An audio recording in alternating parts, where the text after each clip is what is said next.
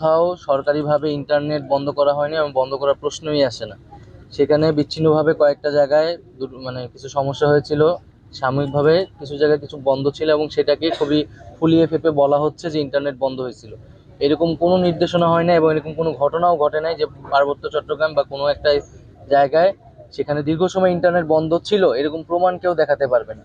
So এই বিষয়টি আসলে সত্য নয় এবং ইন্টারনেট বন্ধের বিষয় বা এই ধরনের সমস্যা কিছু সরাসরি সেখানে যারা আছে জেলা প্রশাসক আছে তাদের সাথেও আমি কথা বলেছি এবং ওখানে ভুক্তভোগী কেউ থাকলে কোথাও যদি এই ধরনের ঘটনা ঘটে আমরা বলবো যে আপনারা যথাযথ কর্তৃপক্ষের সাথে এটা যোগাযোগ করে জেনে নেবেন এবং আমরা এই এই ধরনের কিছু অভিযোগ করার ক্ষেত্রে যাতে সম্পূর্ণ সত্যটা জেনে তারপরে এটা বলি, এটাও আমার অনুরোধ থাকে।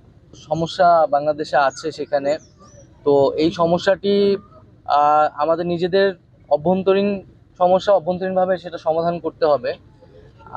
এবং আমরা কিন্তু পার্বত্য চট্টগ্রামের যেই সমস্যাটি নিয়ে কিন্তু আমাদের আজকে কয়েকজন উপদেষ্টা সেখানে যাবেন এবং আমরা অভ্যন্তরীণভাবে সেটি সমাধানের চেষ্টা করছি।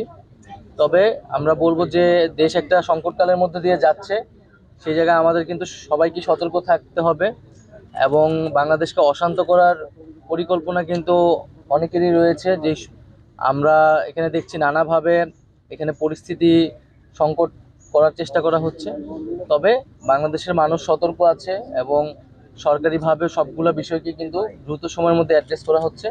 আশা করি দ্রুত সময়ের মধ্যে সেখানে সমস্যাও নিরসন হবে। ভাবতেছি যে এটার একটা স্থায়ী সমাধান প্রয়োজন, কারণ এটা যেহেতু প্রতি বছরই বন্যা হওয়ার সম্ভাবনা থাকবে বা থাকে, তো সে কারণে কিভাবে আমরা এই ক্ষতির পরিমাণ কমিয়ে আনতে পারি সেই জন্য আমাদের বাঁধগুলোকে স্থায়ীভাবে কিভাবে সংস্কার করা যায় সে বিষয়ে আলোচনা চলছে এবং যে সংশ্লিষ্ট উপদেষ্টা যিনি আছেন তিনিও নিয়ে আসবেন এবং এই বিষয়ে অভিজ্ঞদের সাথে কথা বলে সিদ্ধান্ত নেবে।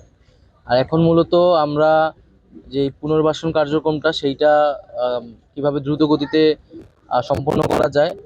প্রাথমিকভাবে সবার আসলে গৃহ নির্মাণটা সবার চাহিদা এবং তার সাথে যে শিক্ষা সামগ্রী, শিক্ষা উপকরণগুলো যেগুলো নষ্ট হয়ে গেছে, তো স্কুল কলেজ খোলার ক্ষেত্রে, স্কুল কলেজে যাওয়ার ক্ষেত্রে শিক্ষা সামগ্রীগুলো দ্রুত সরবরাহ করতে হবে। তো এই দুইটা বিষয়কে আমরা গুরুত্ব দিচ্ছি এবং এখানে বাজেট এস্টিমেশনটা হচ্ছে সেটা সরকারের কাছে পাঠালে, দুর্যোগ ত্রাণ মন্ত্রণালয়ে পাঠালে সেই অনুযায়ী দ্রুত ব্যবস্থা নেওয়া হবে আর কি।